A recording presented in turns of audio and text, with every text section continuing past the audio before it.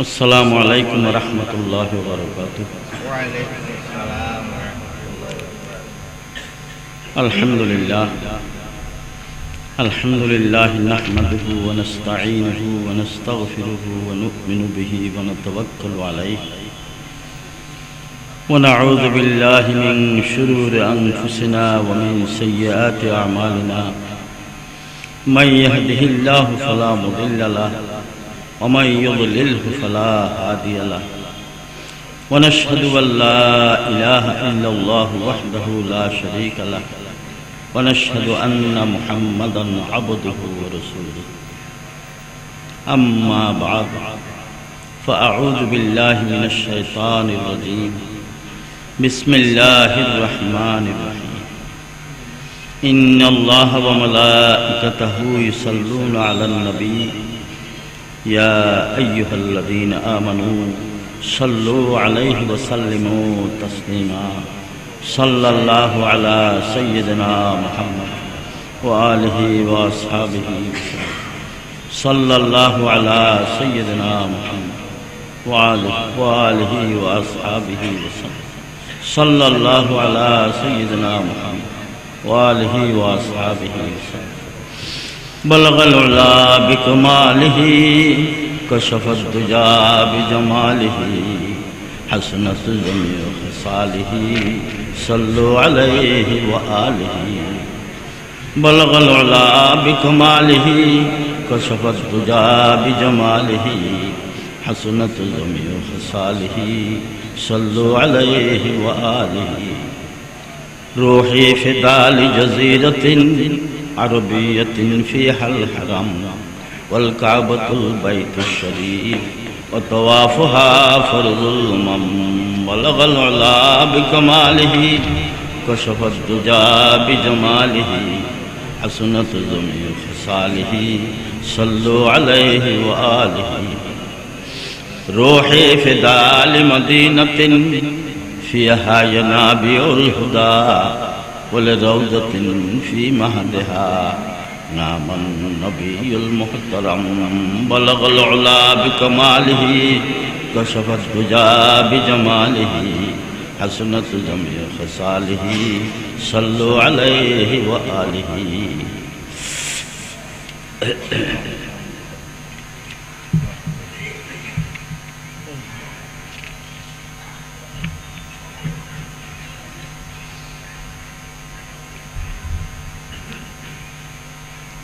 मोहतरम सदर जलसा हजरात उलमाए किराम, उपस्थित बिरादरान इस्लाम,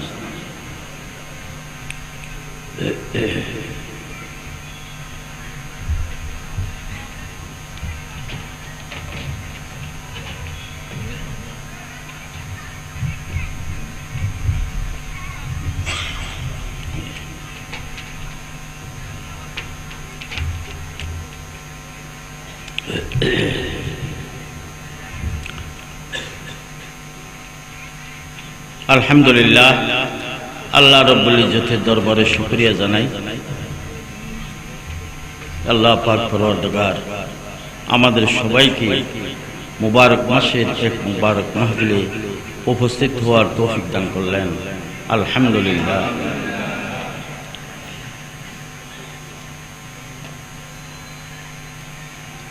আপনাদের সম্মুখে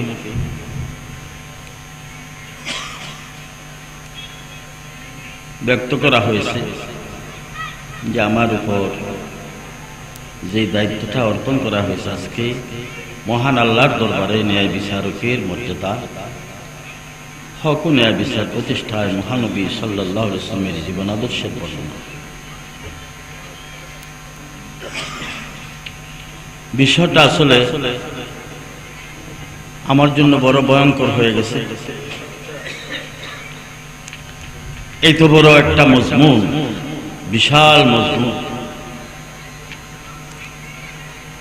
এটা উম্মতের কাছে তুলে ধরার মতো যোগ্যতা আমার কাছে আদৌ নাই।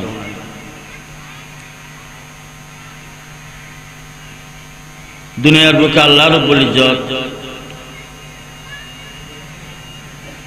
মানব গোষ্ঠী দিয়ে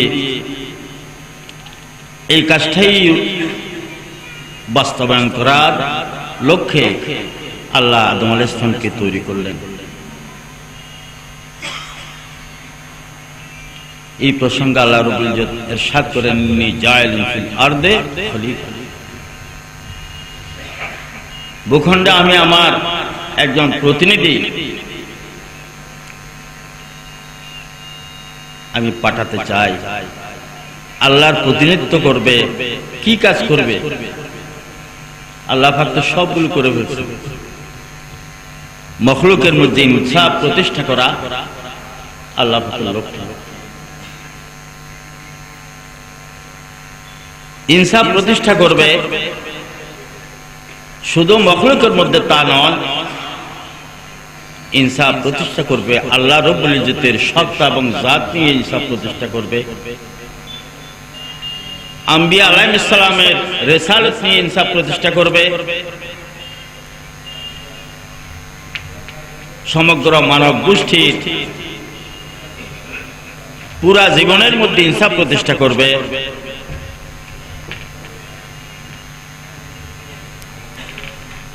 যারা দেশের মধ্যে মানব গোষ্ঠীর যারা নেতৃত্ব দেবে তাদের মধ্যে ইনসাফ প্রতিষ্ঠা করবে। যেই কথাটা রূপক অর্থে আল্লাহর হাবিব ব্যক্ত করেছেন, আদ-দীনুন নসিহাতু লিল্লাহি ওয়া লিরাসূলিহি ওয়া লিল মুমিনিন ওয়া লিআইম্মাতিল মুসলিমিন।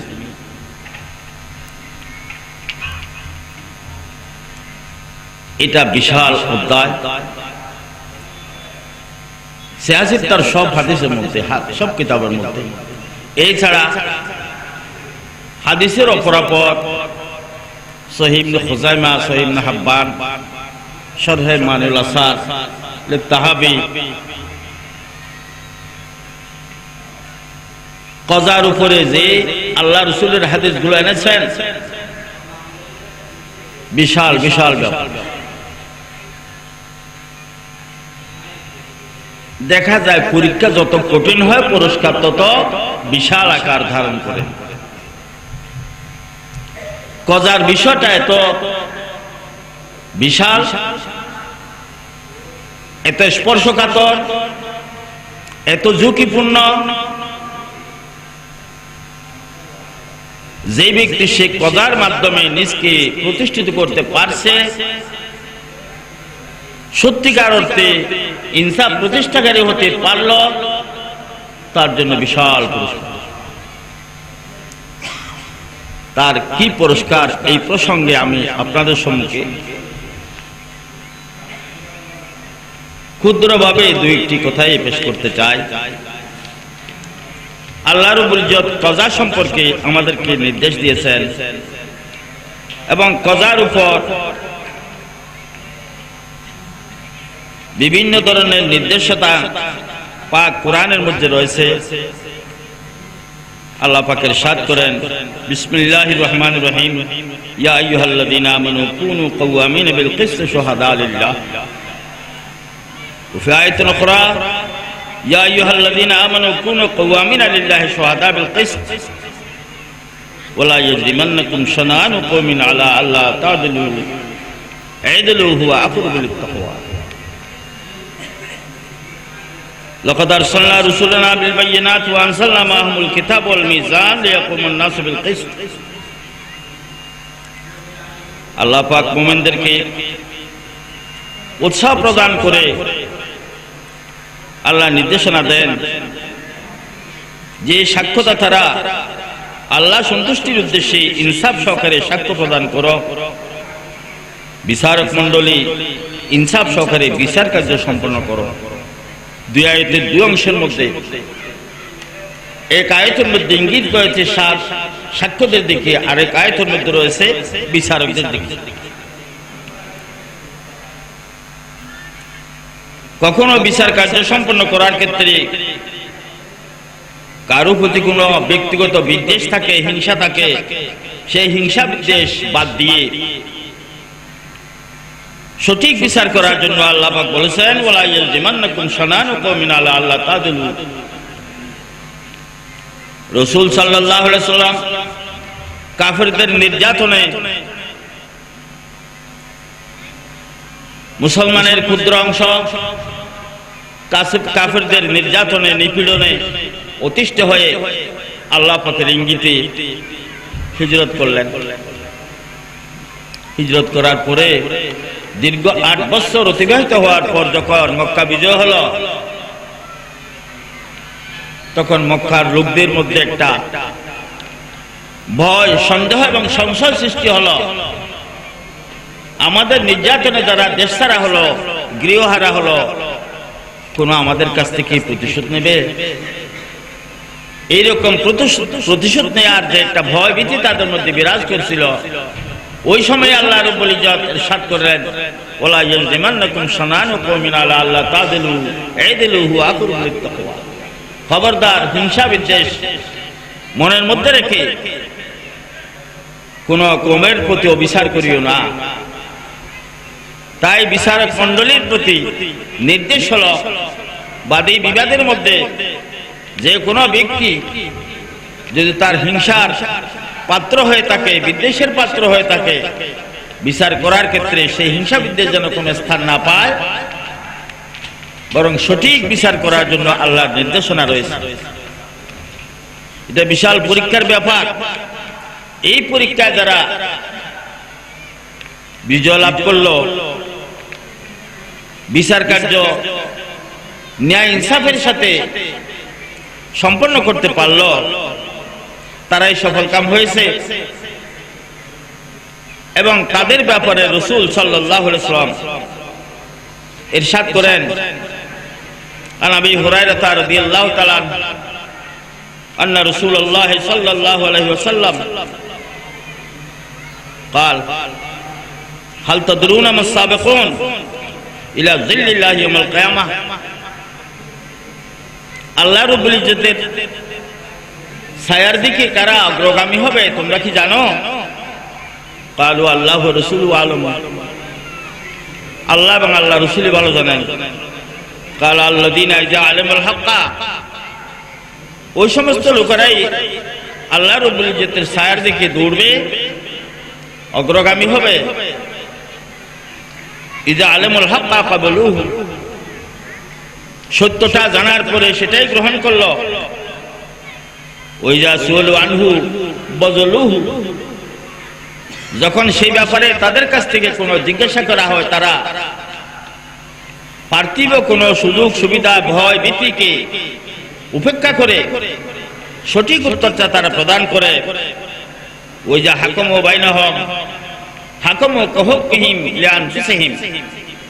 যখন তারা বিচার করতে যায়, তখন নিজেদের জন্য নিজের উপকার, নিজের লাভ সামনে রেখে যেভাবে যাবতীয় কার্য সম্পন্ন করে, বিচার করার ক্ষেত্রে ঠিক অনুরূপ বাদী বিবাদের মধ্যে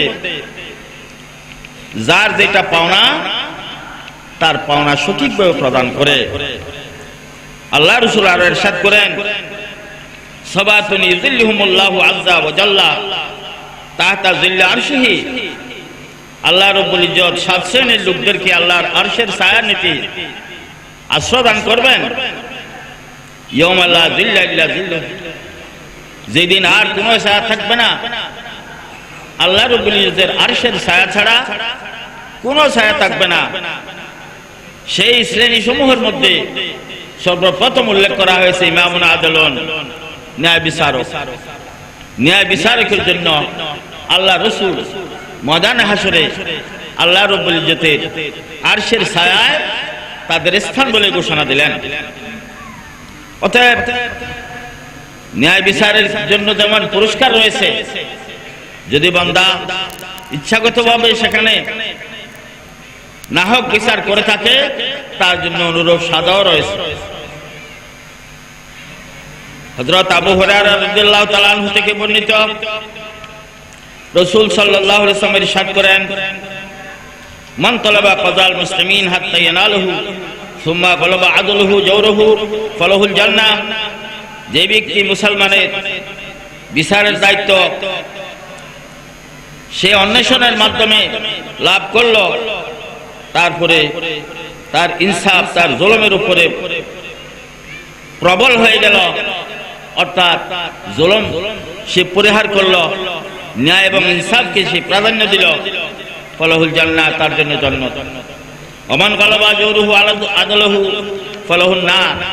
আর যে ব্যক্তি ন্যায় এবং ইনসাফকে বুলন্ডিত করল, জোর জুলুম অত্যাচার ও বিচারকে প্রাধান্য দিল, তার জন্য রয়েছে জাহান্নাম। রাসূল সাল্লাল্লাহু আলাইহি সাল্লাম আরো ইরশাদ করেন, হযরত আমর ইবনে আল-আস রাদিয়াল্লাহু তাআলা আনহু রিওয়ায়াত করেন, যখন হযরত আমর ইবনে আল-আসকে আল্লাহ রাসূল বিচারক নিযুক্ত করলেন এবং প্রথম প্রশিক্ষণ দিচ্ছে বিচারের, একদা দুইজন লোক আল্লাহ রাসূলের দরবারে আসলো বিচারের জন্য। তখন আল্লাহ রাসূল বললেন, আমর এদিকে আসো, এদের বিচারটা তুমি করে দাও। ইয়া রাসূলুল্লাহ, আপনি থাকতে আমি কি বিচার করব? আপনি তো বিচার সম্পন্ন করার অধিক যোগ্য। না, আমার সম্মুখে তুমি বিচার করে দাও। হযরত আমর ইবনে আল-আস আল্লাহর রাসূলের কাছে জিজ্ঞাসা করলেন, আমি বিচার করলে বিচারের তো বড় ঝুঁকি আছে, আমি সেই ঝুঁকি নিয়ে যদি বিচার করি সেখানে আমার প্রাপ্যতা কি হবে? তখন আল্লাহ রাসূল বলেন, ইন আনতা কাযাইতা মিনহুমা ইন আনতা কাযাইতা বাইনাহুমা ফাসাবতাল কাযা ফালাকা আশরু হাসানাত। আমর, যদি তুমি বিচার করো এবং সঠিকভাবে বিচার করতে পারো তাহলে তোমার জন্য 10 গুণ নেকি হবে। ওই নামতা ইস্তাহাতা ফাখতাতা ফালাকা হাসানাতুন। আর যদি তুমি গবেষণার মাধ্যমে চিন্তা ভাবনা করে দলিল দস্তাবেজ নিয়ে বিচার করেও যদি ভুল করে থাকো তথাপি তুমি পুণ্যের ভাগী হবে। সুবহানাল্লাহ। হযরত আমর ইবনে আল-আস রাদিয়াল্লাহু তাআলা আনহু এবং এইরকম হযরত আসের মতো আরো অনেক ব্যক্তিকে আল্লাহ রাসূল জীবদ্দশায় বিচারক নিযুক্ত করে তারা সত্য বিচার, ন্যায়, ইনসাফ কায়েম করার একটা বিশাল দৃষ্টান্ত আল্লাহ রাসূল স্থাপন করে গেছেন। হযরত ওমর ইবনে খাত্তাব রাদিয়াল্লাহু আনহু, হযরত আলী রাদিয়াল্লাহু আনহু, হযরত মুআয ইবনে জাবাল রাদিয়াল্লাহু তাআলা আনহু, আলাল হাযরমি, হযরত মাকিল ইবনে ইয়াসার, হযরত আমর ইবনে আল-আস, উকবা ইবনে আমির, আত্তাব ইবনে উসাইদ যিনি মক্কার পরবর্তীতে আমির ছিলেন, হুযায়ফা ইবনুল ইয়ামান সাহেবুস সিররিন নবী সাল্লাল্লাহু আলাইহি সাল্লাম, আল্লাহ রাসূলের বেদের কথা যার কাছে ছিল সেই হুযায়ফা ইবনুল ইয়ামান। হুযায়ফা ইবনুল ইয়ামানের একটা ঘটনা হলো কি, উহুদের যুদ্ধের মধ্যে হযরত হুযায়ফা উপস্থিত আছেন। সেই যুদ্ধ চলা অবস্থায় হুযায়ফার পিতা ইয়ামান তিনি মুসলমান, কিন্তু মুসলমানরা তাকে কাফের মনে করে হত্যা করে ফেলছে। সুবহানাল্লাহ। মুসলমানরা কাফের মনে করে হত্যা করে ফেলছে কাকে? হযরত হুযায়ফার পিতা ইয়ামান। হুযায়ফা কি করলেন? আল্লাহর দরবারে তাদের জন্য মাগফিরাত কামনা করলেন। সুবহানাল্লাহ। নিজের পিতাকে বুলক্রমে হত্যা করেছে, আমার পিতাকে কাফের মনে করে হত্যা করেছে, মুমিন মনে করে হত্যা করে নাই। সুতরাং এরা ভুল করেছে, আল্লাহ এইরকম আমার ভাইরা যারা ভুল করেছে তাদের উদ্দেশ্য ছিল সৎ, কিন্তু ভুল হয়ে গেল, তুমি তাদেরকে ক্ষমা করো, তাদেরকে মাফ করো। আজীবন তিনি সেই হত্যাকারীদের জন্য তিনি মাগফিরাতের দোয়া করেছিলেন।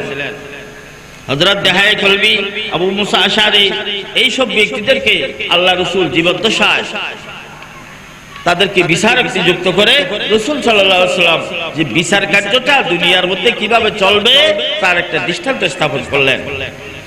বিচারক যদি সঠিক বিচার করে তাহলে সে যে পুণ্যবান হয়, তার জন্য দুনিয়ার মানুষ তার প্রতি কি হয়ে যায়? হিংসা বলা যাবে না, ঈর্ষান্বিত হয়। মানুষ ঈর্ষান্বিত হয় যে এমন একজন ব্যক্তি সে যে বিচার করে সেটা সঠিক বিচার করে এবং বিচার করতে গিয়ে সে কোনো কিছু তোয়াক্কা করে না, ভালো মন্দ কোনো কিছু চায় না, লাভ ক্ষতি কোনো কিছু চায় না, নিজের কি লাভ হবে না ক্ষতি হবে, নিজের সুবিধা হবে না অসুবিধা হবে সেদিকে চায় না, সেদিকে না দেখেই বিচার কার্য সম্পন্ন করে থাকেন।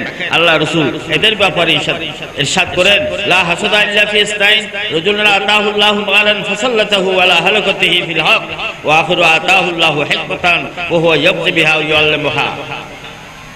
দুইজন ব্যক্তি, দুই শ্রেণীর ব্যক্তি যাদের প্রতি ঈর্ষা হয়, যার প্রতি হিংসা হয়। সাধারণত হিংসা তো জায়েজ নাই, তবে ঈর্ষা জায়েজ আছে। এক প্রকারের লোক ওই সমস্ত দানবীর ব্যক্তি আল্লাহ যাদেরকে সম্পদ দান করেছেন এবং সৎভাবে সম্পদ উপার্জন করে তারা আল্লাহর প্রতি সেই সম্পদগুলো ব্যয় করে থাকেন। মানুষ তার প্রতি ঈর্ষা করে। এইরকম লোকের মতো আমিও যদি সদকা করতে পারতাম, দান করতে পারতাম। এই যে সিরাতুন নবী মাহফিল, সুন্নতে হাকিমি আলিয়া মাদ্রাসা, এই যে মাদ্রাসার সাথে জড়িত থেকে অনেক অনেক ব্যক্তি নিজেদেরকে ধন্য করেছেন। এই জাতীয় লোকের প্রতি মানুষের ঈর্ষা হয়। আরেকজন সেই ব্যক্তি যাকে আল্লাহ রব্বুল ইজ্জত ইলম হুনর দিয়ে, বিজ্ঞান দিয়ে, হিকমত দিয়ে, ইলম দিয়ে যাদেরকে পূর্ণতা দান করেছেন, তারা সেই ইলম মতে তারা বিচার কার্য সম্পন্ন করে এবং মানুষদেরকে সেই বিচার কার্যের দৃষ্টান্ত স্থাপন করে দেখায়। এই সমস্ত লোকের প্রতি মানুষের ঈর্ষা হয়ে থাকে।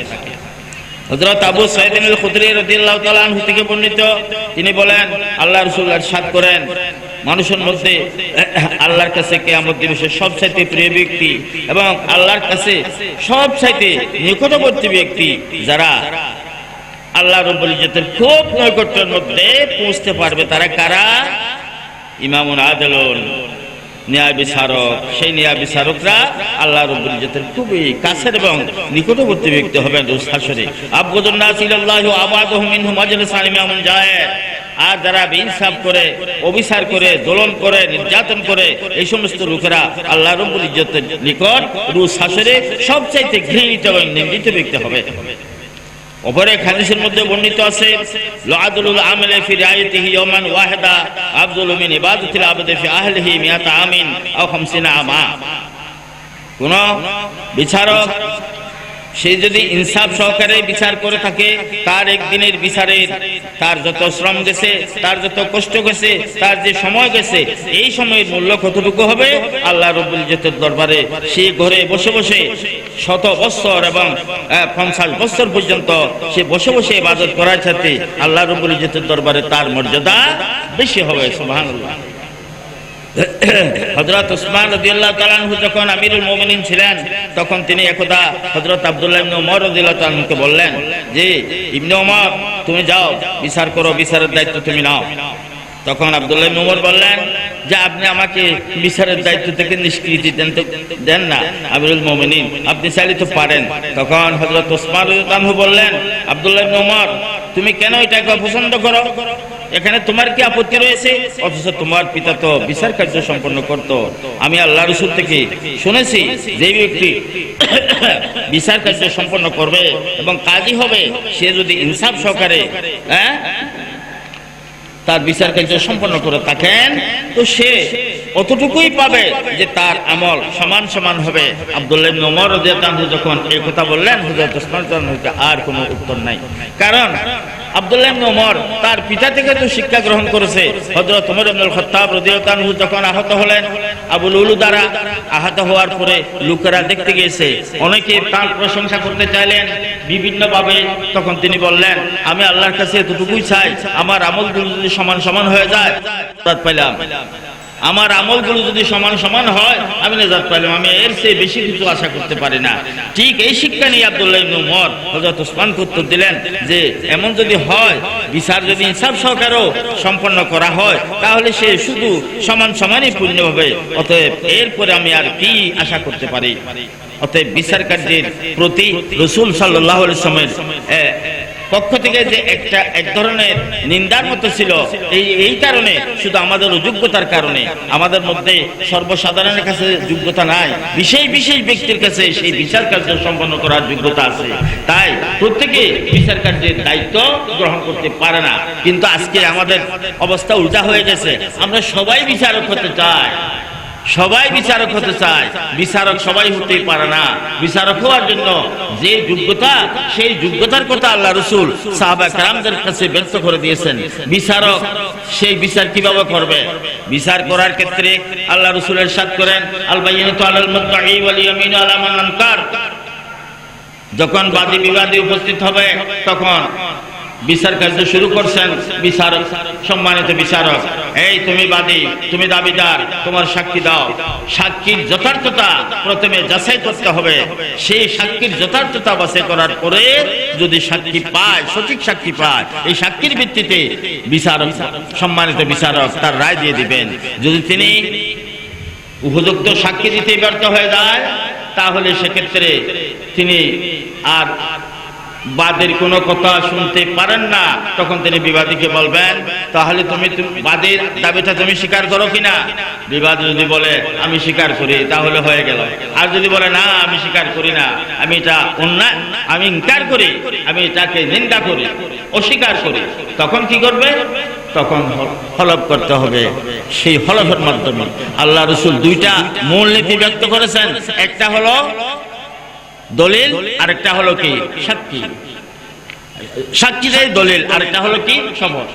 শপথ এবং সাক্ষী এই দুইটার মাধ্যমে বিচার কার্য সম্পন্ন করতে হবে এবং সেখানে বাদী বিবাদী উভয়ের উপস্থিতিতে বিচার করতে হবে। বাদীর কথা শুনলেও বিবাদের কথা শুনতে হবে। যদি উকিলের মাধ্যমে হয়, উভয় উকিলকে সমান মর্যাদা দিতে হবে এবং তাদের কাছ থেকে সমানভাবে তাদের মনের কথা শুনে বিচারক চিন্তা ভাবনার মধ্য দিয়ে সেই বিচার কার্য সম্পন্ন করবে। বিচার কিভাবে করবে তার উপর অনেক লম্বা লম্বা ব্যাখ্যা আছে, আমি সেদিকে যাচ্ছি না। শুধুমাত্র আমার সময়ের নির্ধারিত সময়ের কারণে আমি বেশি রেফারেন্সগুলো এবং বেশি ব্যাখ্যা দিতে পারতেছি না। শুধু যেই কয়টা হাদিস এবং কয়টা আয়াত আমি আনছি এইগুলো আপনাদের সম্মুখে পাঠ করে শোনাচ্ছি।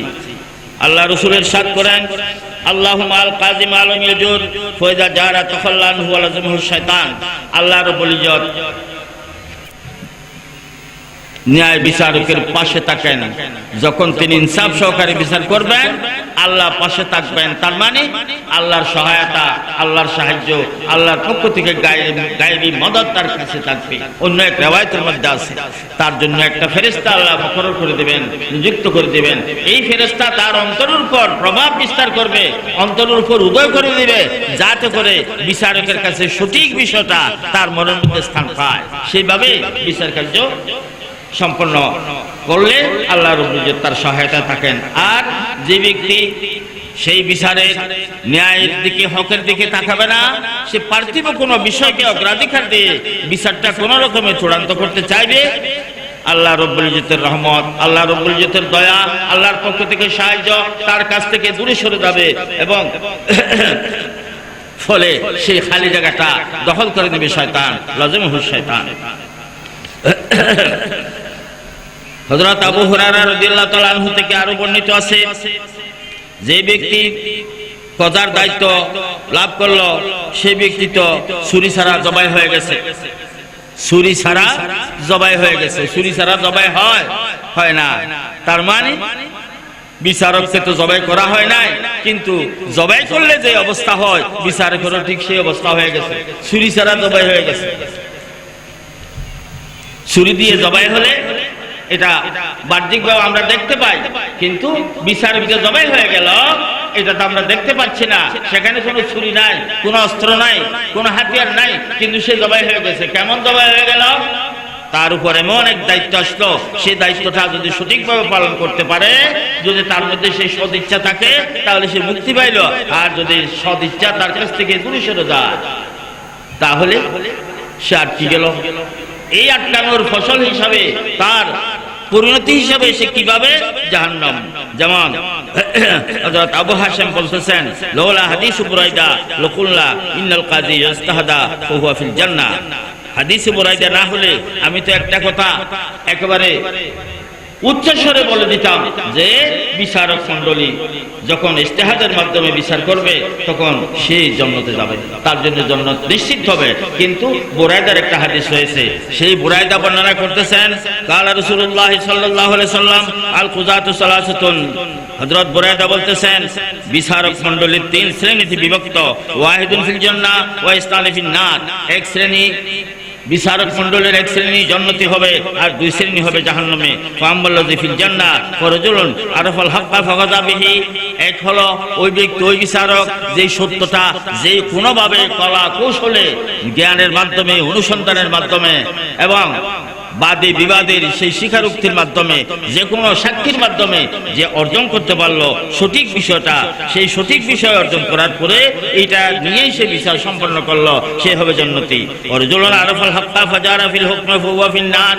আরেক ব্যক্তি সত্য কোনটা মিথ্যা কোনটা যাচাই করলো না, অথবা যাচাই করার পরেও সে সত্যটাকে এড়াই চললো, মিথ্যাটাকে সে প্রাধান্য দিল, সে জাহান্নামী। ওয়ারাজুলুন কাযা লিন-নাস আলা জাহলিন, আরেক ব্যক্তি কিছুই জানলো না, এমনি একটা বিচার করে দিয়েছে, অজ্ঞত নিয়ে অজানা বিষয়ে বিচার করে দিল।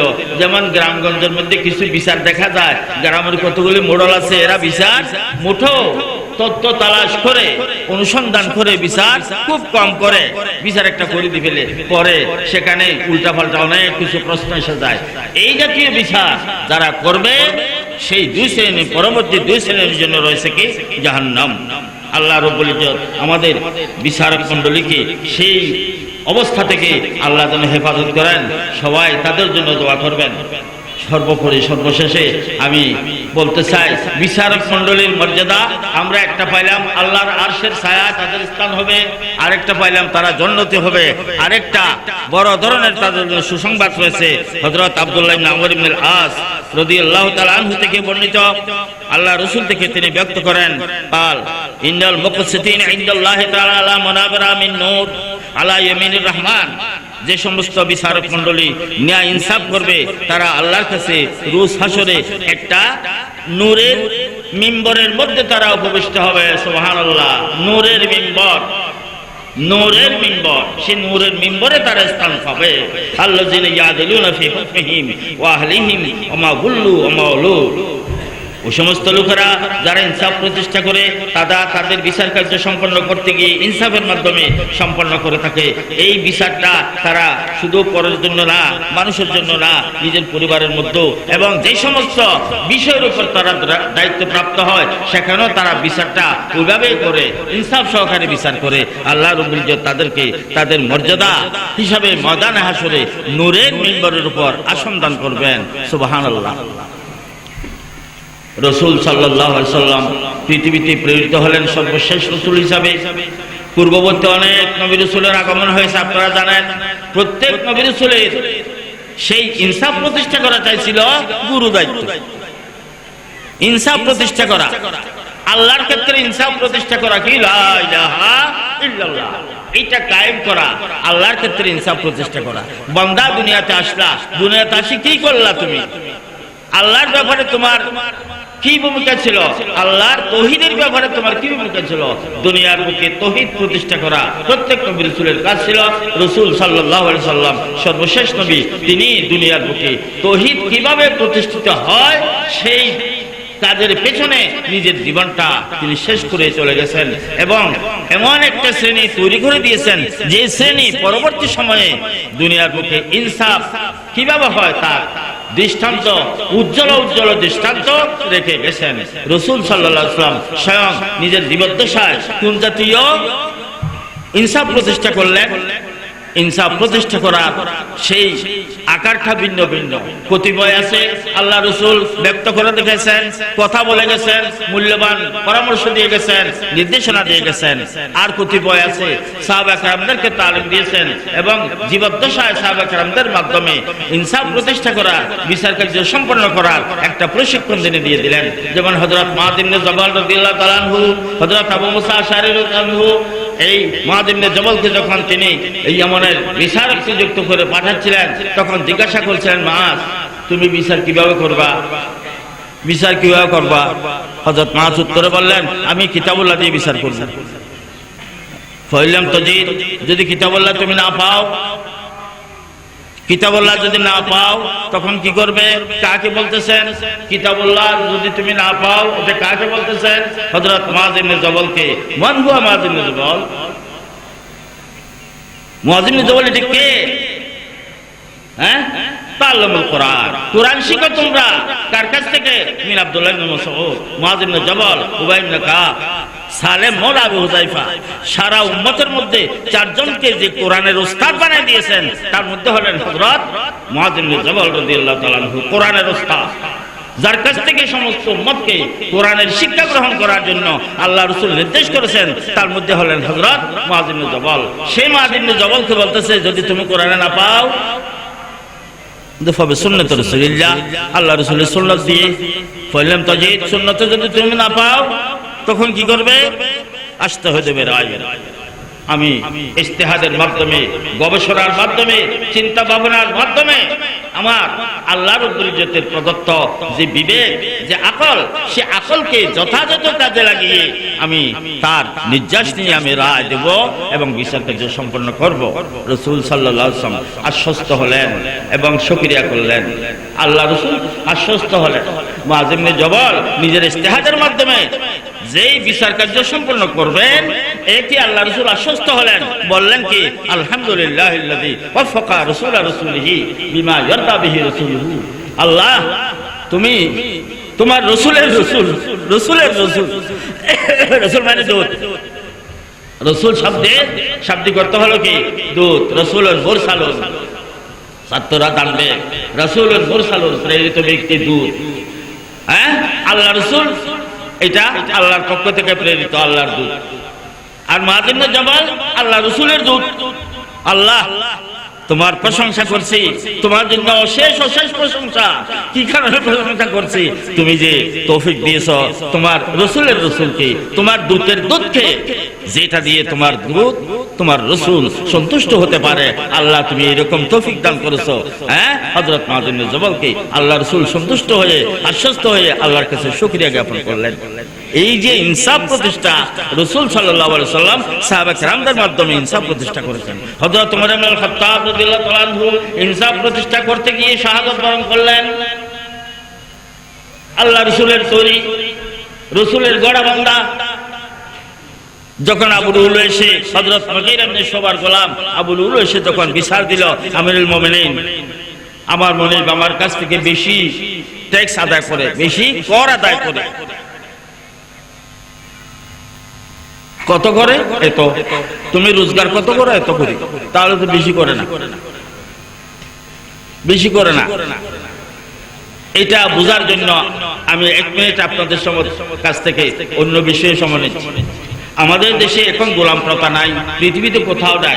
এক যুগে গোলাম প্রথা ছিল, আল্লাহ রাসূলের যুগও ছিল, পরবর্তীতে সেটা উচ্ছেদ হয়ে গেছে।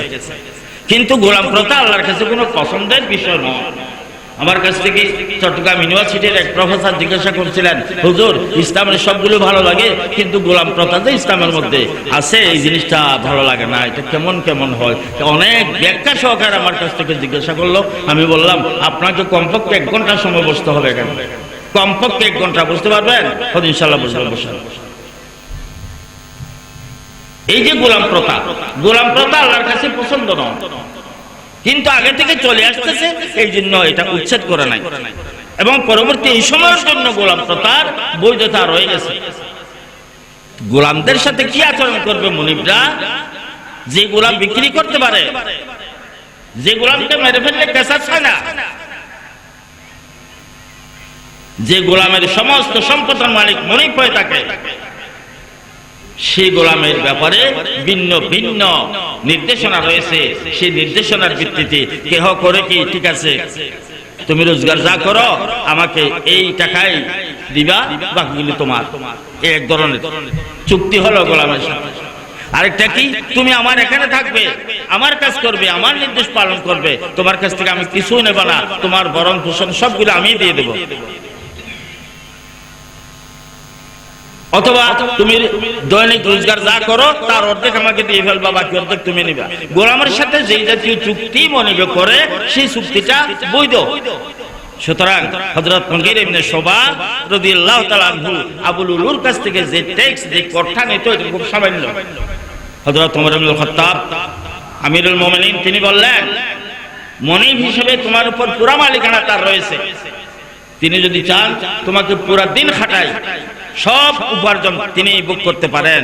অতএব তোমার পুরো উপার্জন তোমার হাতে রেখে দিয়েছে, সামান্য পরিমাণ তোমার কাছ থেকে নে, এইটার বিরুদ্ধে আমি আর কোনো বিচার করতে পারি না।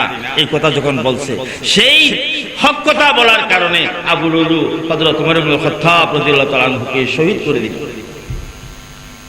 ইনসাফ প্রতিষ্ঠা করতে গিয়ে শাহাদাতের সম্মুখীন হলেন হযরত ওমর ইবনে খাত্তাব রাদিয়াল্লাহু তাআলা। আল্লাহ রাসূলের জীবদ্দশায় রাসূলের বিরুদ্ধে আপত্তি আসছে, আল্লাহ রাসূলের বিরুদ্ধে আপত্তি আসলো। কি? হযরত আব্দুল্লাহ ইবনে আব্বাস রাদিয়াল্লাহু তাআলা আনহু থেকে বর্ণিত, যা রাজুলুন ইয়াতলুবু নবিয়াল্লাহ সাল্লাল্লাহু আলাইহি ওয়াসাল্লাম বিযাইনিন আও বিহক, এক ব্যক্তি আল্লাহ রাসূলের কাছে এসে দাবি করল, আমার পাওনাগুলো দেন। ফাতাকাল্লামা বিবাদিল কালাম, কথা একটু বেয়াদবির সুরে কথা বলছে। কোন কোন রওয়ায়াতের মধ্যে আছে, তোমরা কুরাইশ বংশের লোক গড়িমসি করো কেন? এই কথা বলাতে ফাহাম্মা সাহাবায়ে রাসূলুল্লাহ সাল্লাল্লাহু আলাইহি ওয়াসাল্লাম, আল্লাহ রাসূলের সাহাবীরা তাকে ধরার জন্য উপক্রম। ফাকাল, আল্লাহ রাসূল ইরশাদ করেন, ইন্না সাহিবাদ দাইন লাহু সুলতানুন আলা সাহিবি হাত্তা ইয়াবজিহু, হেই খবরদার, সে পাওনাদার, তো সে তো পাওনাদার, পাওনাদারের জন্য অধিকার আছে, তার কর্তৃত্ব আছে। যে দানগ্রস্ত হয়েছে তার উপর পাওনাদারের কর্তৃত্ব আছে। সে কিছু বললে এটা সহ্য করতে হবে, যতক্ষণ সে উসুল করতে না পারে ততক্ষণ সে বলতেই থাকবে। সুবহানাল্লাহ। আমাদের দেশে ঝগড়াঝাটি হয়ে যায়, ঝগড়াঝাটি হয়ে যায়। ওদিকে অনেকদিন আগে সামান্য টাকার জন্য বিশাল দুই গোষ্ঠীর মধ্যে বিশাল ধরনের মারামারি হয়ে গেল, উভয় পক্ষ অনেক আহত হয়ে গেছে। থানায় গিয়ে হাজার হাজার টাকা পুলিশকে দিতে হলো উভয় পক্ষকে। অবশেষে দেখা গেল এই ঝগড়াঝাটির মূল কি? সামান্য অল্প টাকা, অল্প, খুবই ক্ষুদ্র টাকা, কেমন না? তাহলে পাওনাদার, সে পাওনাদারের জন্য অধিকার আছে। সে তার দায়নের কাছে কিছু বললে সেটা কি করতে হবে? সহ্য করতে হবে। আল্লাহ রাসূল বললেন যে পাওনাদারের অধিকার আছে, সে কিছু বলছে, এইটার জন্য তোমরা তাকে শাসাইতে পারো না। অপর এক রওয়ায়াতের মধ্যে আছে, হযরত আবু সাঈদ আল খুদরি রাদিয়াল্লাহু তাআলা আনহু থেকে বর্ণিত, একই ধরনের, যা রাবিন ইলা নবী সাল্লাল্লাহু আলাইহি ওয়াসাল্লাম ইয়াতাকাযাহু দাইনান, এক গ্রাম্য বেদুইন ব্যক্তি যাদের বাসার মধ্যে কোনো শোভা সৌন্দর্য নাই, কথা জানে না। আমাদের গ্রাম অঞ্চলের মধ্যে কতগুলি মানুষ আছে মোটা আকল মোটা, কথা বলে ডাং ডাং, মানুষের গায়ে লাগে। এইরকম এক বেদুইন ব্যক্তি এসে আল্লাহ রাসূলের কাছ থেকে দান কামনা করল, আমি আপনার কাছে যেগুলি পাই এগুলি দিয়ে দেন। ফাশতাদ্দা আলাইহি, একবারে রসুলের প্রতি, আল্লাহ রসুলের প্রতি খুব কঠোরতা প্রদর্শন করলো। এক পর্যায়ে গিয়ে বলল কি, ওয়াহাদিদু আলাইকা ইল্লা কাযাইতুনি, যদি আমাকে পরিশোধ না করো আমি ছাড়বো না, আজকে এখানেই উসুল করে আমি ছাড়বো। এই কথা যখন বলছে, ফান্তাহারাহু আসহাবুহু, রাসূল সাল্লাল্লাহু আলাইহি ওয়াসাল্লামের সাহাবীরা উপস্থিত যারা ছিলেন তারা সবাই তাকে ধরার জন্য একবারে হাঁকাই উঠছে। ওয়াকালু ওয়াইহাকা তাদরি মান তুকাল্লিমু, আফসোস তোমার জন্য, তুমি জানো না কার সাথে কথা বলতেছো? কালা ইন্নী আতুলু হক্কি, সে আবারও বলতেছে, আমি তো আমার হকটা চাইতেছি, আমি কি কথা বললাম? যা বলছি দেখে আমি মিথ্যা বলছি নাকি? আমি যা পাই তা চাইছি। ফাকাল নবী সাল্লাল্লাহু আলাইহি ওয়াসাল্লাম, তখন আল্লাহ রাসূল বলেন, হাল্লামা সাহিবিল হক্কি কুনতুম, কি রে, আমি তোমাদেরকে কি শিক্ষা দিয়েছি? বিচার কাকে বলে? সেই বিচার কি রকম হবে? যে পাওনাদার, তোমরা পাওনাদারের পক্ষ অবলম্বন না করে আমার পক্ষ কেন অবলম্বন করতেছ? সুবহানাল্লাহ। তিনি হলেন মুহাম্মদুর রাসূলুল্লাহ সাল্লাল্লাহু আলাইহি ওয়াসাল্লাম। হাল্লা কুনতুম মা সাহিবিল হক ইন্না লিসাহিবিল হক আলাইকুম শাইতানা, পাওনাদারের পক্ষ অবলম্বন না করে, যেহেতু তার জন্য অধিকার রয়েছে, কর্তৃত্ব রয়েছে, তার পক্ষ অবলম্বন না করে আমার পক্ষ কেন অবলম্বন করলা? আরেকটি ঘটনা হচ্ছে সেরকম, একজন ইহুদি আল্লাহ রাসূলের কাছে এসে বলতেছে, আমার ওটার দামগুলো দেন না, আপনি আমার কাছ থেকে কিছু ওট নিছেন বকেয়া, তো ওটার দামগুলো দেন না। আল্লাহ রাসূল বলতেছে, আমি তো ওটার দাম দিয়ে ফেলছি, আমি তোমাকে ওটার দাম দিয়ে ফেলছি না। না তো, সাক্ষী তো, কে সাক্ষী আছে? আল্লাহ রাসূল বলতেছেন, মুয়াশহাদু লি, হ্যাঁ লাম ইয়াকুন আহাদু সাম্মা, এখানে কেউ ছিল না, সাক্ষী কে দিবে? আমি যখন তোমাকে দাম পরিশোধ করছি কেউ উপস্থিত ছিল না। তো তখন হযরত হুযাইমা অথবা আবু হুযাইমা তিনি দাঁড়িয়ে গেলেন, তিনি বললেন, আমি আল্লাহর কসম করে বলতেছি আল্লাহ রাসূল ওটার দাম দিয়ে ফেলছে। সুবহানাল্লাহ। রাসূল সাল্লাল্লাহু আলাইহি ওয়াসাল্লাম খুশি হওয়ার কথা না, না, পাল্টা করে ফেলছেন হযরত হুযাইমাকে, হুযাইমা তুমি কিভাবে সাক্ষী দাও? তুমি তো দেখো নাই, তুমি তো সেখানে ছিলে না, তুমি আমার পক্ষে কিভাবে সাক্ষী দাও? এখানে একটু সূক্ষ্ম কত আছে। হযরত খোজাইমা উত্তর দিলেন, ইয়া রাসূলুল্লাহ, আকাশ থেকে যে আপনার কাছে বাণী আসে আমরা কি দেখছি সেখানে কোনো সাক্ষী আছে? আপনার কথা শুনে আমরা বিশ্বাস করি না। এই মুহূর্তে যে আপনি বলছেন, ওকে যে আপনি বললেন ওটার দাম তো আমি তোমাকে দিয়ে ফেলছি, এই কথাটা আমি শুনছি, সুতরাং আপনার সেই কথা আর ওই কথার মধ্যে ব্যবধান কি? সুবহানাল্লাহ। তখন আল্লাহ রাসূল বললেন, মান শাহাদা লাহু খুজাইমা ফাহুয়া হাসবুহু। দুনিয়ার বুকে যদি খুজাইমা কোনো ব্যক্তির জন্য কোনো বিচারে কোনো মামলায় একাও যদি সাক্ষী দিয়ে থাকে, দ্বিতীয় ব্যক্তি আর সাক্ষী দেওয়ার দরকার হবে না। একজন ব্যক্তির সাক্ষী দ্বারা বিচার কার্য সম্পন্ন করা হবে। এটা হযরত খুজাইমার জন্য একটা বৈশিষ্ট্য হয়ে গেছিল, যার ফলশ্রুতিতে একদা এক ঘটনা ঘটে গেছে। হযরত ওমর ইবনে খাত্তাব রাদিয়াল্লাহু তাআলা আনহু যখন হযরত আবু বকর সিদ্দিক রাদিয়াল্লাহু তাআলা আনহুকে কোরআন মজিদ একত্রিত করার পরামর্শ দিলেন, লম্বা কাহিনী আছে, প্রত্যেক সহিহ হাদিসের মধ্যে সেই কাহিনীটি বিবৃত হয়েছে। সেখানে দায়িত্ব আসলো হযরত যায়েদ ইবনে সাবিতের উপর। দায়িত্ব আসার পরে হযরত যায়েদ ইবনে সাবিত অনেক খোঁজাখুঁজি করার পরে একটা আয়াত, লাকাদ জাআকুম রাসূলুম মিন আনফুসিকুম আজিজুন আলাইহি মা আনিতুম হারিসুন আলাইকুম বিল মুমিনিনা রাউফুর রহিম, শেষ পর্যন্ত এই আয়াতটা হযরত খুজাইমা ছাড়া আর কারোর কাছে পাওয়া গেল না, একজনের কাছে পাওয়া গেছে। হযরত খুজাইমা ছাড়া আর কারো কাছে এটা পাওয়া গেল না। তো এখন কথা আসলো, এটা তো ওই খুজাইমা যে খুজাইমার ব্যাপারে আল্লাহ রাসূল একটা তার বিশেষত্ব বর্ণনা করেছেন, মান শাহাদা লাহু খুজাইমা ফাহুয়া হাসবুহু। খুজাইমা একজনের সাক্ষী দিলে আর অন্য লাগবে না। এই জন্য এই আয়াতটি হযরত খুজাইমার একা সাক্ষীর উপরে ভিত্তি করে হযরত যায়েদ ইবনে সাবিত রাদিয়াল্লাহু আনহু সূরা তাওবার শেষের দিকে এটা যুক্ত করে দিলেন। সুবহানাল্লাহ। রাসূল নিজের ব্যাপারে কি ধরনের ইনসাফ এবং ন্যায় প্রতিষ্ঠা করে গেছেন নিজের ব্যাপারে, ঠিক অনুরূপ ভাবে আল্লাহ রাসূলের সাহাবীরাও নিজেদের ব্যাপারে এইরকম বিচার প্রতিষ্ঠা করে গেছেন, ইনসাফ প্রতিষ্ঠা করে গেছেন। একদা হযরত আলী রাদিয়াল্লাহু তাআলা আনহু বাজারে ঘোরাঘুরি করতেছেন, আমিরুল মুমিনিন। তখন একজন ইহুদির দেখা হলো, ইহুদিকে ধরছে, এই তোমার গায়ের জামাটা অথবা একটা বর্ম, এক রিওয়ায়াতে বর্মের কথা আছে, এক রিওয়ায়াতে জামার কথা আছে, তো তোমার জামাটা তোমার অথবা তোমার বর্মটা এটা তো আমার, তুমি কোত্থেকে পাইলা? বলতো না এটা তো আমার। না তোমার কি ব্যবহার হলো? এটা আমি কিনছি তো, কিন্তু আমি তো কাউকে বিক্রি করি নাই, আমার এগুলি তো আমি কাউকে বিক্রি করে নাই, তুমি পাইলে কোত্থেকে? তো দুইজনের মধ্যে বিবাদ লেগে গেল। তখন আমিরুল মুমিনিন বলতেছেন, আচ্ছা তাহলে চলো বিচারকের কাছে যাই। তখন বিচারক হলেন শুরাই, কাজী শুরাই, শুরাইয়ের কাছে গেছে। আমিরুল মুমিনিন বাদী, বিবাদী হলো কে? ইহুদি। ইহুদি বিবাদী, আমিরুল মুমিনিন বাদী। আমিরুল মুমিনিন যায় কাজী শুরাইয়ের কাছে, বললেন যে আমাদের এই বিষয়টা একটু ফয়সালা করে দেন। ও কি বিষয়? না আমি দাবি করতেছি এই বর্ম এই জামাটা আমার, আর ও বলতেছে এটা তার। আমিরুল মুমিনিন নিজের কথা ব্যক্ত করলেন, কিন্তু ইহুদি নাছরবান্দা, হতো না এটা আমার, আমি কিনছি, এটা আমি বাজার থেকে কিনছি, এটা আমার, নাছরবান্দা। তখন কাজী শুরাই বলতেছেন, আপনি যে দাবি করতেছেন আপনার দাবিটা কিভাবে প্রমাণ করবেন? দাবির পক্ষে কোনো সাক্ষী আছে? হ্যাঁ আমার সাক্ষী আছে। তো ও সাক্ষী কি আছে? এক রিওয়ায়াতের মধ্যে হাসান হুসাইন দুইজন আছে, আর এক রিওয়ায়াতের মধ্যে হযরত হাসানের কথা আছে, আরেকজন কম্বর, একজন কম্বর। কম্বর কি? গোলাপ। তো কাজী শুরাই বলতেছেন, আচ্ছা কম্বর গোলাম, তবে এখন তো আপনার গোলাম নেই, আজাদ করে দিয়েছেন, তো একজনের সাক্ষী তো হতে পারে, এটা গ্রহণযোগ্য হবে। এখন যেহেতু গোলাম নাই, সে স্বাধীন, সুতরাং তার সাক্ষ্য গ্রহণ করা যাবে। আর যদি গোলাম হতো সাক্ষ্য গ্রহণ করা যেত না, কারণ মনিবের পক্ষে গোলামের সাক্ষী নাই। শুধু মনিবের পক্ষে আর বিপক্ষে কোনো কিছু না। গোলাম আহলে শাহাদাত নয়, সাক্ষী দিতে পারে না।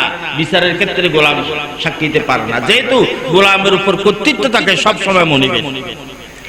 তাই গোলাম তো মনিব যেটা বলে সেটাই বলবে, সত্য হলেও সেটা বলবে, মিথ্যা হলেও সেটা বলবে। এই জন্য গোলামরা বিচার কার্যের মধ্যে কোনো সাক্ষী হতে পারে না।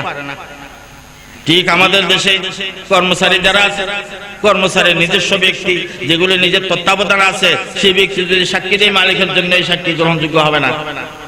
যেহেতু মালিকের তত্ত্বাবধানে সে চাকরি করে, মালিকের কর্তৃত্ব তার উপর রয়েছে, সে যদি মালিকের বিরুদ্ধে কথা বলে তাহলে তার চাকরির উপরে কি আনবে? সে আঘাত আনবে, ক্ষয় সৃষ্টি করবে। এই কারণে এদের পক্ষে সাক্ষ্য গ্রহণ করা হবে না।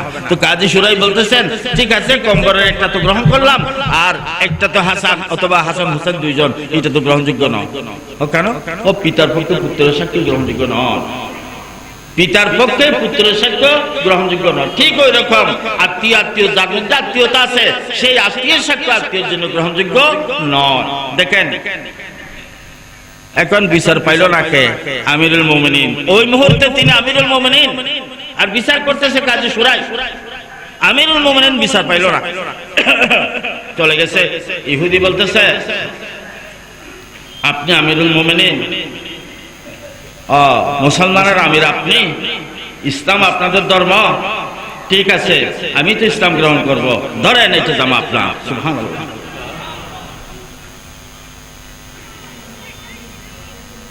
আমিরের বিপক্ষে গেছে বিচার, বিচারক বিচার করলো, বিচারটা গেল আমিরের বিপক্ষে, আর এর প্রভাব বিস্তার করলো ইহুদের কলবের মধ্যে, ইহুদের অন্তরের মধ্যে। এই হলো ইসলামের বিচার।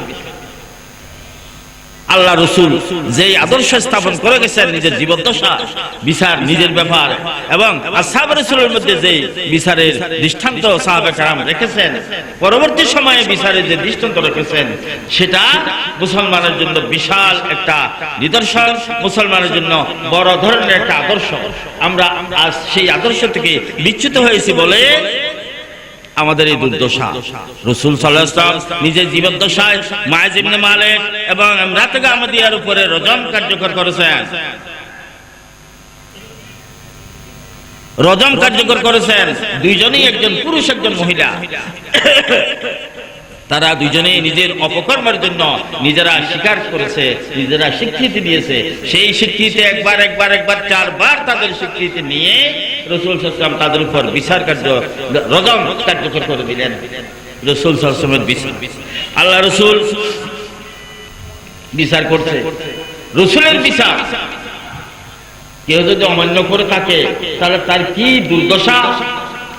এক সময় একজন মুসলমান একজন ইহুদি দুইজন আল্লাহ রাসূলের দরবারে গেল বিচার নিয়ে। রাসূল সাল্লাল্লাহু আলাইহি ওয়াসাল্লাম ফয়সালা দিলেন ইহুদির জন্য আর মুসলমানের বিপক্ষে। মুসলমান বিচার পাইল না, ইহুদি বিচার পাইল। চলে আসার পরে পথের মধ্যে আবার মুসলমান বলতেছে ইহুদিকে, চলো এক কাজ করি, একটু উমরের কাছে যাই। উমরের কাছে যাই বলি, ওদের বিচার হয়ে গেছে তো, তোমাদের রাসূলের করছে না বিচার, আমি তো আগে থেকে তোমাদের রাসূলের বিচার মানবার কথা বলছি। ওই মুসলমান আগে পরামর্শ দিয়েছিল কাব ইবনে আশরাফের বিচারের কথা, ওদের বিচারটা কাব ইবনে আশরাফ করুক, আমি মানবো। না না, ইহুদি বলতেছে তোমাদের রাসূল করবে বিচার। অবশেষে রাসূলের কাছে এসে রাসূল বিচার করে দিলেন। এখন ইহুদি বিচার পাইল, মুসলমান বিচার পাইল না। তখন মুসলমান আবার বলতেছে চলো একটু উমরের কাছে যাই। উমরের কাছে গেল। উমর, কি ব্যাপার? এরকম এরকম, তাই নাকি? আচ্ছা ঠিক আছে, আমি একটু আসি। ভিতরে যাই, তরবারি খোলা তরবারি নিয়ে এসে এই ওয়ারে ওই ইহুদি বাস মুসলমান, ওই মুসলমানটাকে দ্বিখণ্ডিত করে বলছে, মুসলমানটাকে দ্বিখণ্ডিত করে ফেলছে। ও আল্লাহ! চতুর্দিকে তখন হইচই আরম্ভ হয়ে গেল। ওমর মুসলমান হত্যা করেছে, ওমর মুসলমান হত্যা করেছে, ওমরকে ওমর মুসলমান হত্যা করেছে। এখন ওমর যাবে কোথায়? ওমর তো কিন্তু যে রাসূলের বিচারকে উপেক্ষা করে ওমরের কাছে আসলো সে মুমিন না, এই কথার উপরে ওমর নিশ্চিত হয়ে গেছে এ মুমিন না, এ মুনাফিক, এ মুমিন না। সুতরাং তার ঘাট রক্ষা পাওয়ার ঘাট নয়, তার ঘাট আমি দ্বিখণ্ডিত করে দিলাম। উমর ইবনে খাত্তাব রাদিয়াল্লাহু আনহু যত শুরু করুক না কেন, নিজের সেই নিয়মের উপর, নিজের নীতির উপরে, নিজের দৃষ্টিভঙ্গির উপরে অটল অনড় রয়ে গেছে। বেশিক্ষণ থাকতে হয়নি উমরকে, বেশিক্ষণ এই অবস্থার মধ্যে থাকতে হয়নি। আল্লাহ রাব্বুল ইজ্জতের পক্ষ থেকে এসে গেছে আয়াত, এসে গেল কি ফালা ওয়া রাব্বিকা লা ইউমিনুন। আল্লাহ পাক নিজে কসম করে বলতেছেন ফালা ওয়া রাব্বিকা লা ইউমিনুন, তোমার প্রতিপালকের কসম করে আমি বলতেছি। কি তারা কখনো মুমিন হতে পারবে না হাত্তা ইউহাক্কিমুকা ফীমা শাজারা বাইনাহুম সুম্মা লা ইয়াজিদু ফি আনফুসিহিম হারাজাম মিম্মা কাযাইতা ওয়া ইউসাল্লিমু তাসলিমা।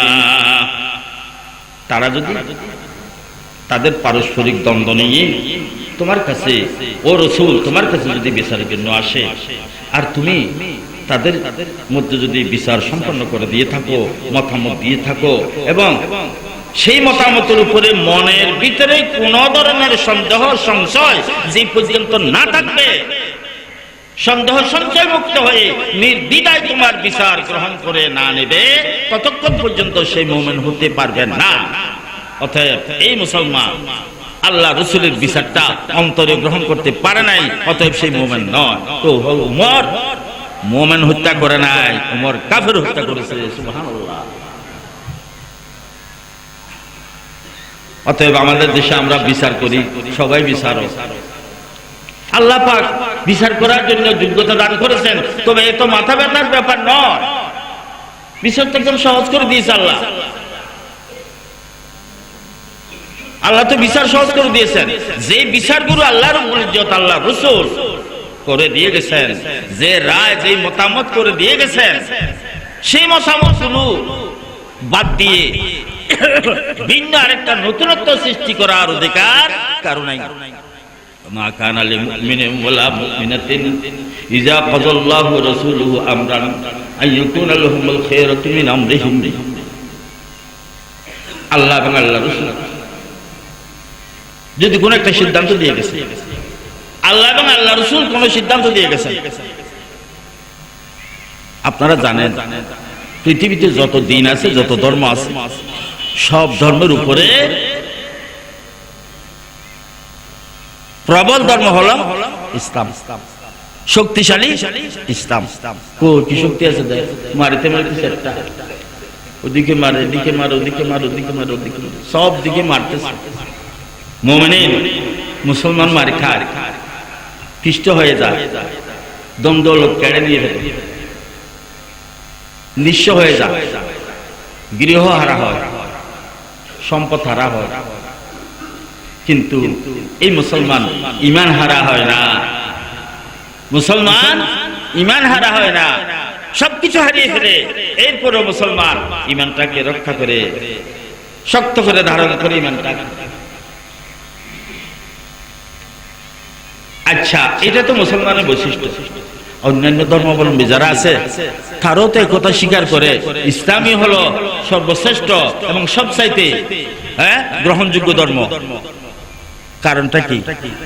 কারণ হলো ধর্ম মানে আচরণ। একজন মানুষ মায়ের পেট থেকে নিয়ে মৃত্যু পর্যন্ত তার জীবনের যত ক্ষেত্র আছে, সর্বক্ষেত্রে তার জন্য একটা আচরণের দরকার, তার আচরণের দরকার, তার কার্যক্রমের দরকার। সেই দরকারগুলো কোন পন্থায়, কোন পথে, কোন নিয়মে সে পালন করবে, অথবা তার পক্ষ থেকে পালিত হবে। যখন বাচ্চা ছিল তখন মা বাপ দ্বারা পালিত হয়েছে, যখন বড় হয়েছে তখন নিজে নিজে পালন করবে। সেই পালন করার জন্য, পালিত হওয়ার জন্য যত নিয়ম কানুনের প্রয়োজন আছে, সবগুলো আল্লাহ এবং আল্লাহ রাসূলের পক্ষ থেকে ব্যক্ত করা হয়েছে। আর এমন কোন ধর্ম নাই যে ধর্মের মধ্যে একটা বিষয়ের উপরে পরিপূর্ণ মতামত ব্যক্ত করে মানুষের চলার পথটাকে সুগম করে দেওয়ার মতো কোন ধর্মের মধ্যে একটা বিষয় নাই। যেমন শিশুর অধিকার, এই কথাটা কোথায় পাবে? ইসলামের মধ্যে।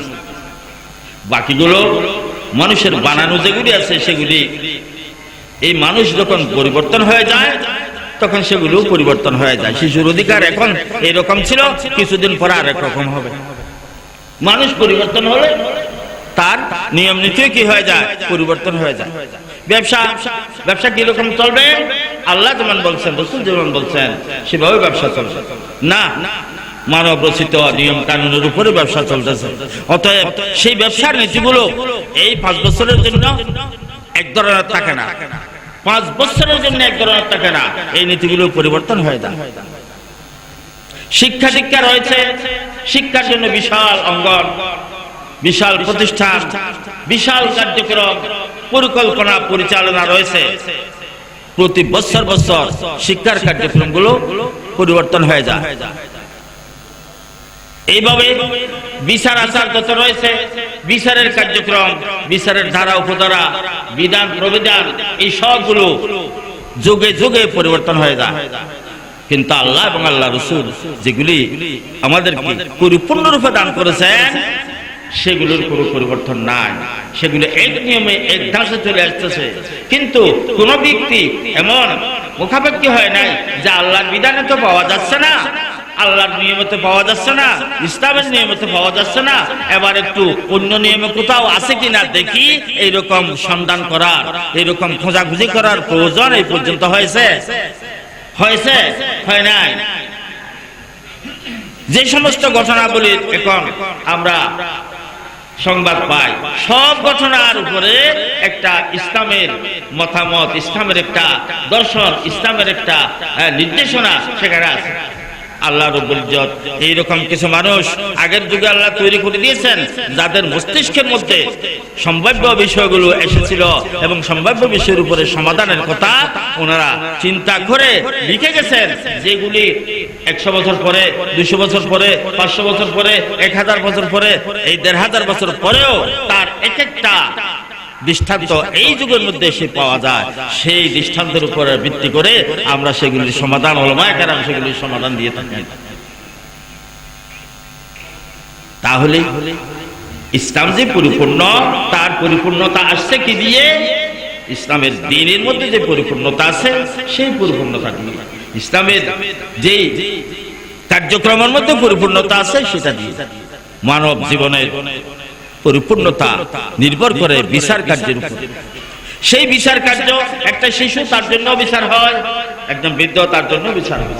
পক্ষে বিপক্ষে বিচারের সম্মুখীন হয় না এমন কোনো ব্যক্তি নাই। সেই বিচারটা পারিবারিক বিষয় হোক, সেটা সামাজিক বিষয় হোক, সেটা পারস্পরিক লেনদেনের বিষয় হোক, সেটা রাষ্ট্রীয় বিষয় হোক, সেটা স্বাভাবিক এবং আমাদের দেশীয় বিষয় হোক, যে কোনো কাজের মধ্যে বিচারের মুখোমুখি হয়। আমরা সবাই বিচারের মুখোমুখি হয়ে থাকি। এই বিচার কার্য সম্পন্ন করার জন্য আল্লাহ রাব্বুল ইজ্জত আল্লাহ রাসূলের মাধ্যমে আমাদের কাছে রাসূলের মাধ্যমে যে সমস্ত নীতিমালা দিয়েছেন, এই সবগুলোর মধ্যে খুবই গুরুত্বপূর্ণ বিষয় হলো কি? বিচার কার্য। এই জন্য ফিকহের কিতাব, হাদিসের কিতাবের মধ্যে বাবুল কাযা বিশাল আকার দান আছে। রাসূল সাল্লাল্লাহু আলাইহি ওয়াসাল্লাম ইরশাদ করেন, লা কুদ্দাসাত উম্মাতুন লা ইয়াখুযু যায়ফু ফিহা হাক্কাহু গায়রা মুতাতাইন। ওই সম্প্রদায়, ওই জাতি এবং ওই গোষ্ঠী কখনো তারা পরিচ্ছন্ন গোষ্ঠী বলে তারা বিবেচিত হবে না, তারা পবিত্র গোষ্ঠী বলে বিবেচিত হবে না, তারা সৎ গোষ্ঠী বলে বিবেচিত হবে না, যেই গোষ্ঠীর মধ্যে একজন দুর্বল ব্যক্তি তার অধিকারটা, তার হকটা সরাসরি সহজভাবে উসুল করতে পারে না। দেখা যায় দেশের মধ্যে যারা গরিব, তারা নিজের হকটা সহজভাবে পায় না।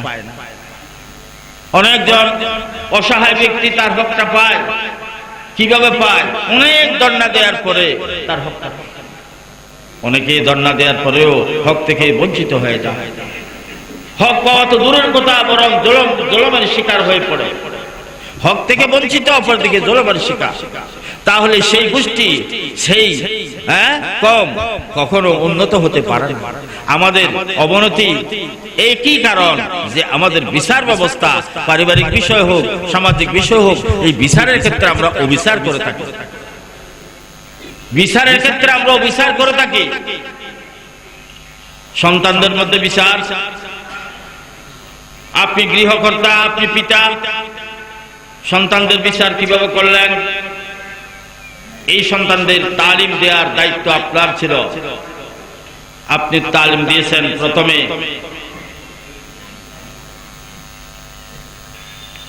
বিশেষ প্রতিষ্ঠানের মধ্যে, ও লেভেল, এ লেভেল পাস করে আর এখানে থাকার মতো জায়গা নাই, অনেক দূরে চলে গেল। পৃথিবীর বড় বড় দেশ, যে দেশের প্রসিদ্ধতা সর্বত্রই পরিচিত, স্বীকৃত, সেই দেশগুলোতে গিয়ে ঘুরে আসলো। কিন্তু আপনার ছেলের প্রতি আপনি কি বিচার করলেন? যেই মহান রব্বুল আলামিন সৃষ্টি করলেন, সৃষ্টিকর্তার পরিচয়টা তার কাছে দিতে পারেন নাই।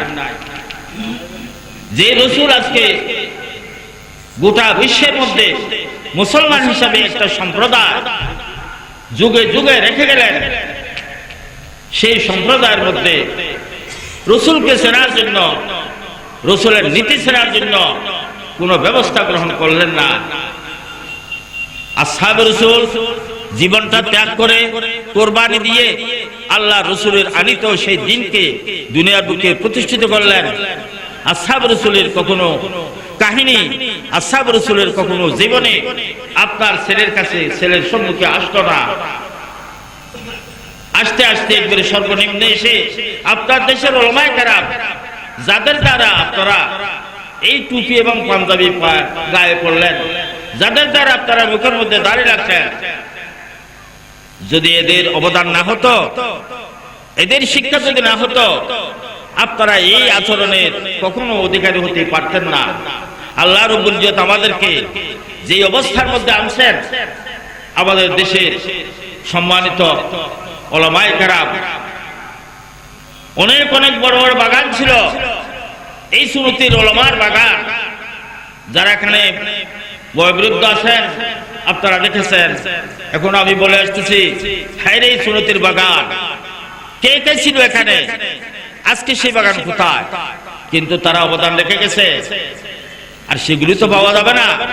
সিদ্দিক আকবর তার যুগে পাওয়া যাবে না, ফারুক আজমকে তো পাওয়া যাবে না।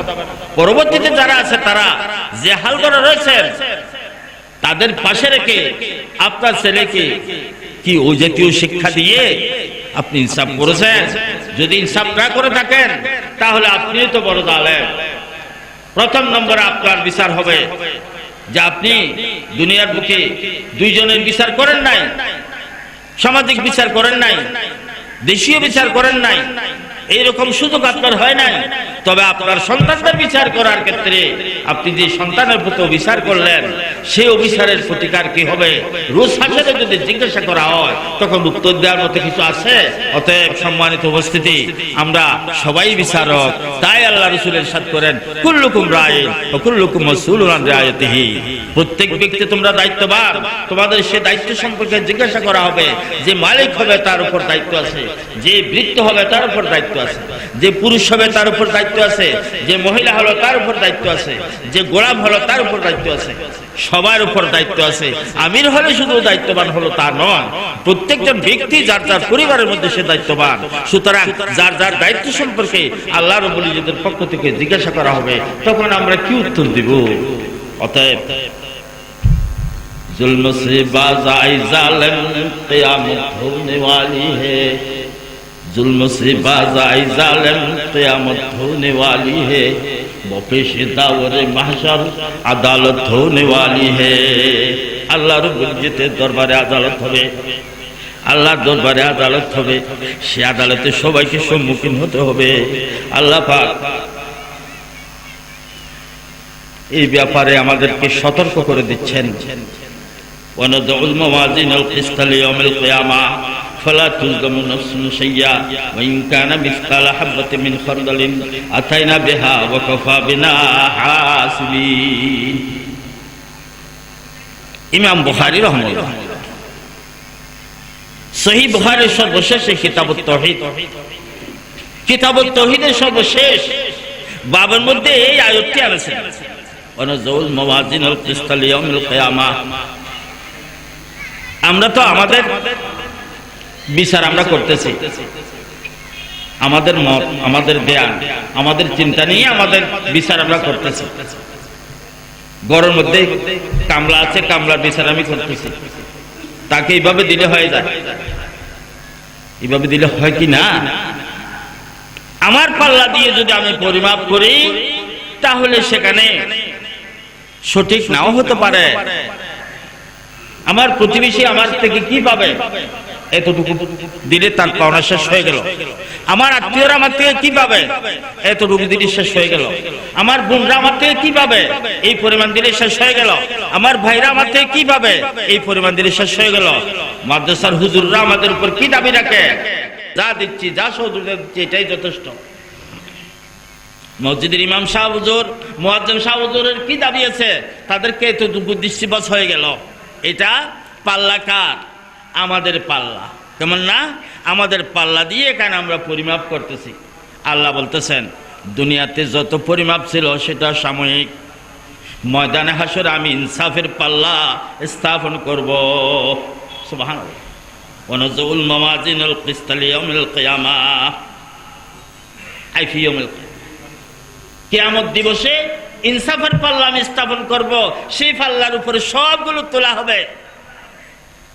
আমি এবার থেকে গোস্ত কিনছেন, গোস্ত কিনি, এক কষাইয়ের দুর্নাম আছে, হয়তো কার থেকে কিনছো তো অমুক কষাই, ও তোর আবার একটু মাপি দেখো তো, এখানে শুনিতে আনে মাপি দেখতো কত নিছ, হয়তো 2 কেজি নিছি, ওমা কি 2 কেজি, এখানে তো 1 কেজি 60 গ্রাম না হয়েছে, তাহলে 40 গ্রাম কম দিছে নাকি?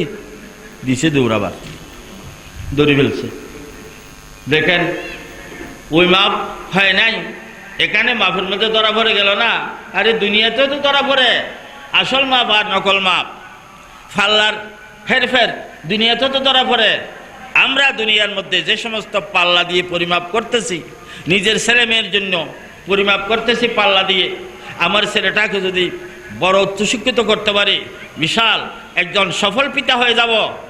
সফল পিতা, অনেক মা এরকম আছে, হয়তো তার 5টা সন্তান, তো 5 সন্তান, তো একজন অস্ট্রেলিয়া থাকে, একজন ব্রিটেনে থাকে, একজন আমেরিকা থাকে, একজন জার্মানি থাকে, একজন ফ্রান্সে থাকে।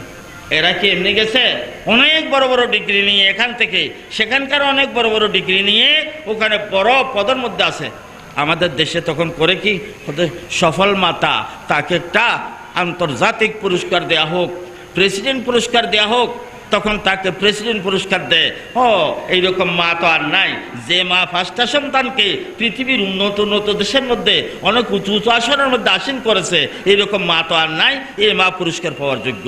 কিন্তু মুমিনিন চিন্তা করে দেখুন এই সাবজেক্টটা কীরকম হলো? একদিকে চলে গেছে, একদিকে চলে গেছে, একটা সাবজেক্ট নিয়ে চলে গেছে। পরীক্ষা ক সাবজেক্ট দিচ্ছ? 10 সাবজেক্ট দিছি, তো 9 সাবজেক্টের মধ্যে আমার নম্বর আছে 90 আপ, আরেক সাবজেক্টে 7 পাইছে, এক সাবজেক্টের মধ্যে পাইলে তো 7, বাকি সবগুলোর মধ্যে 90 আপ নম্বর পেয়েছে, পাস করবে? মুসলমানের জীবনকে নিয়ে, দুনিয়া এবং আখিরাত দুইটা নিয়ে, ইহকাল পরকাল দুইটা নিয়ে মুসলমানের জীবন। সেই জীবনের মধ্যে যদি শুধু দুনিয়ার জন্য, শুধু দুনিয়ার উন্নতি, দুনিয়ার লাভ সেটা অর্জন করা, দুনিয়ার গতি থেকে রক্ষা পাওয়ার জন্য যদি এরকম করতে হয়, পরকালের লাভ, পরকালের সেই আত্মরক্ষা, আযাব থেকে নিষ্কৃতি পাওয়া এবং জান্নাত দ্বারা পুরস্কৃত হওয়ার জন্য মুমিনের কি করা দরকার? পিতা যারা হবেন তাদেরকে এটা চিন্তা ভাবনা করে বিচার করে সেটা সিদ্ধান্ত নিতে হবে।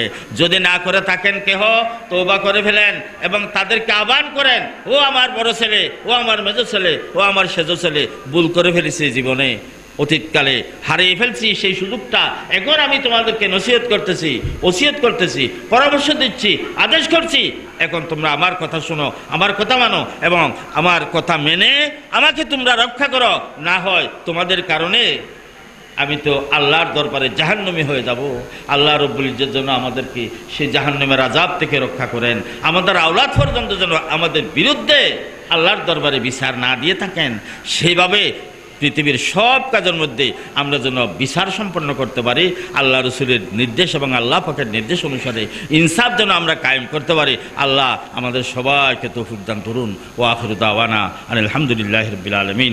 আসসালামু আলাইকুম ওয়া রাহমাতুল্লাহি ওয়া বারাকাতুহু।